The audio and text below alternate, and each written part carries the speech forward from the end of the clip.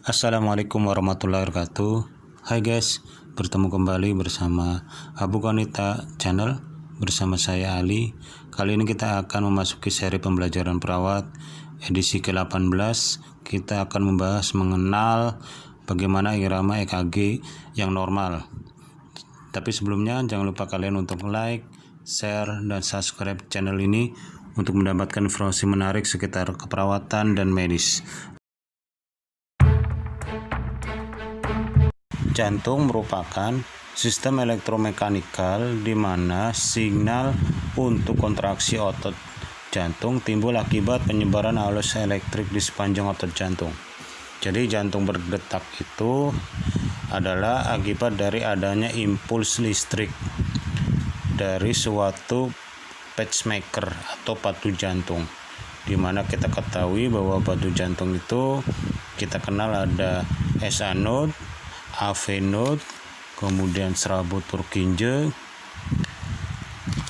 Nah, kontraksi jantung itu bermula dari adanya impuls dari pacu jantung atau pacemaker dari SA node, kemudian dihantarkan ke atrium kiri dan kanan.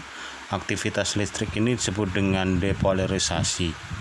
Akibat dari depolarisasi ini, di gelombang EKG-nya akan muncullah gelombang P pada hasil rekaman EKG, menyebabkan atrium kontraksi dan memompa darah ke ventrikel kiri dan kanan. Impuls listrik ini kemudian akan dihantarkan ke AV node atau nama lengkapnya nodus atrioventricular atau AV node, untuk kemudian memperlambat kecepatan hantaran. AV node adalah satu-satunya jembatan konduksi listrik antara atrium dan ventrikel, dikarenakan antara atrium dan ventrikel dibatasi oleh jaringan fibrosa yang tidak mampu mengantarkan listrik. Selain itu, impuls listrik akan dihantarkan ke berkas His yang akan bercabang menjadi dua bagian, sebelah kanan dan kiri, yang masing-masing cabang tersebut menjadi serabut Purkinje dan berakhir di miokardium. Otot ventrikel akan terdepolarisasi secara sempurna dan dimulailah kontraksi otot ventrikel.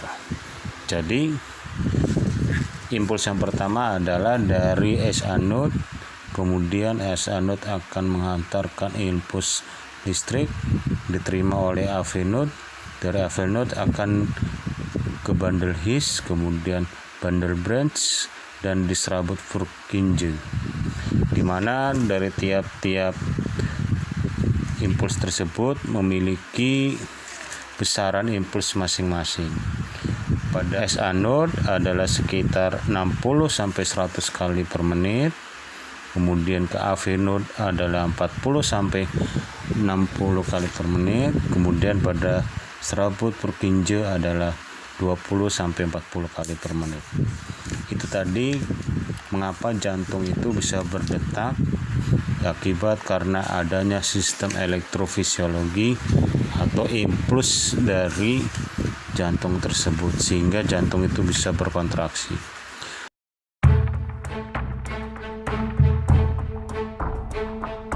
Lalu selanjutnya, jika kita merekam pada EKG, mengapa sih kita timbul gelombang seperti ini ya guys?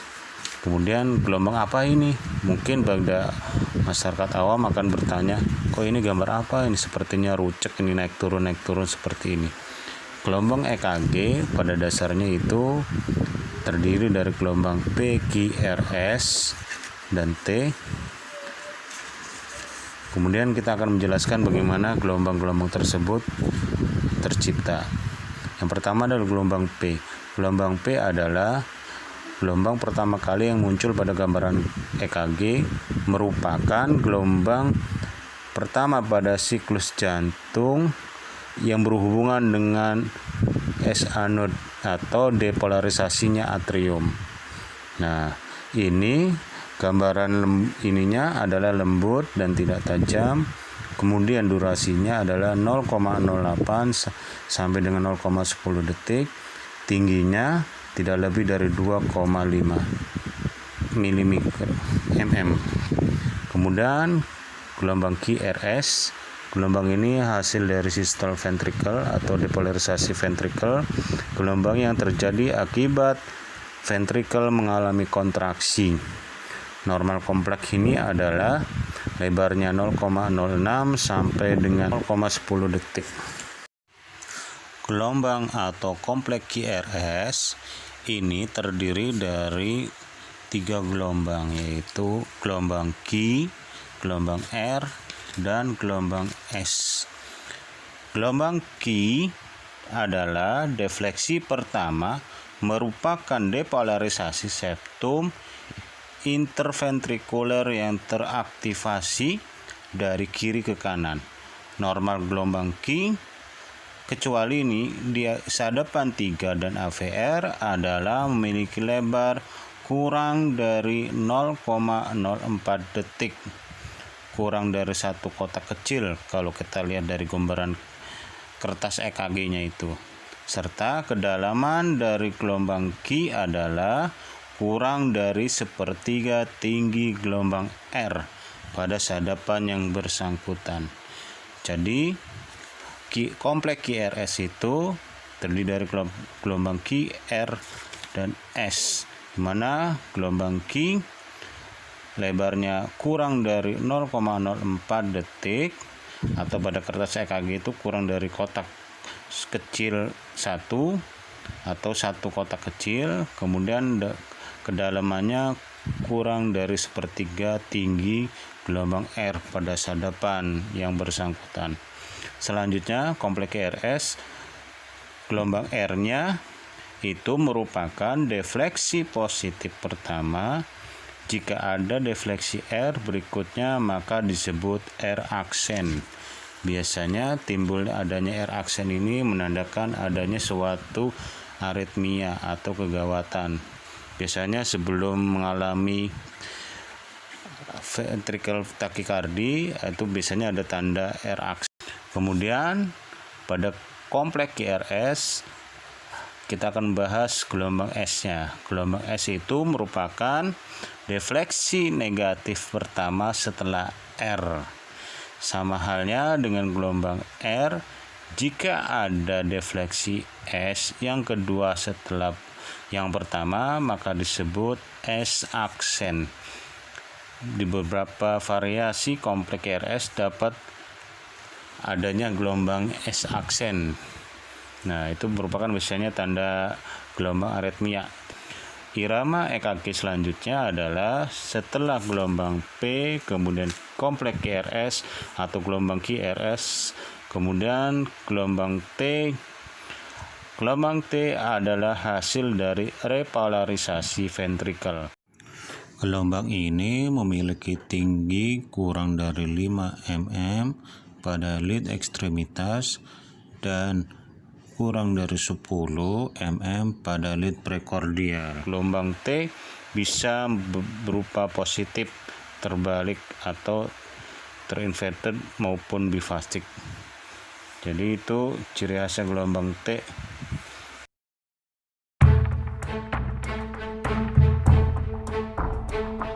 Kemudian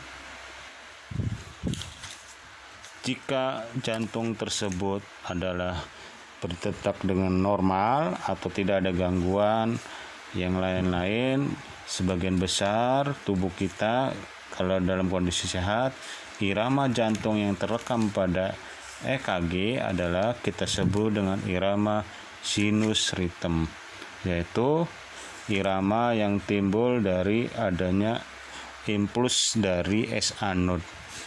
Ciri khas dari gelombang atau irama EKG sinus rhythm ini adalah adanya gelombang P yang positif kemudian diikuti dengan QRS. Gelombang P positif ini ada pada lead 2, lead 1 dan AVF, dan negatif pada AVR. Itu ciri utama adalah dari sinus rhythm. Ketika ada gelombang EKG yang dilihat yang pertama kali adalah ini gelombang sinus atau bukan. Jadi kalau sinus ciri khasnya adanya gelombang P diikuti QRS. P positif pada lead 1, lead 2 dan AVF, dan negatif pada lead AVR. Mengapa pada AVR ini terjadi negatif? Seperti kita ketahui bahwa jantung ketika di EKG itu adalah seperti jantung direkam atau difoto dari berbagai sisi, atas, kanan, kiri, dan bawah. Nah, ketika proses EKG itu atau perekaman jantung itu terjadi adalah merekam atau memfoto irama atau impuls dari jantung, di mana kita ketahui tadi kita bahas konduksi jantung bahwa jantung dari konduksi AVR yaitu di atrium kanan, sehingga pada atrium kanan ini ada menggambarkan AVR, kemudian dia meninggalkan, kemudian menuju ventrikel kiri, sehingga pada gambar akan tampak apabila gelombang impulsnya itu menjauhi maka tampilan di EKG-nya adalah negatif. Kemudian apabila dituju oleh impuls maka gelombang yang akan muncul pada EKG adalah positif, sehingga dari gelombang konduksi tersebut dari atrium kanan kemudian menuju ke ventrikel kiri, dari meninggalkan SA node kemudian menuju ke AV node kemudian ke serabut Purkinje, tampak pada gambar adalah gelombang 2 ini adalah yang dituju, sehingga pada AVR negatif dan pada gelombang lead 2, lead 1 dan AVF adalah positif, karena pada 3 lead ini adalah dituju gelombangnya, sedangkan pada AVR adalah gelombangnya meninggalkan, sehingga tampak pada gambaran EKG pada ciri khas pada irama EKG sinus ritem adalah adanya gelombang P diikuti dengan QRS, di mana P positif pada lead 1, lead 2 dan AVF, dan negatif pada lead AVR. Jadi itu tadi irama EKG normal. Demikian penjelasan mengenal irama EKG yang normal atau sinus ritem. Semoga bermanfaat buat kita semua. Terima kasih. Assalamualaikum warahmatullahi wabarakatuh.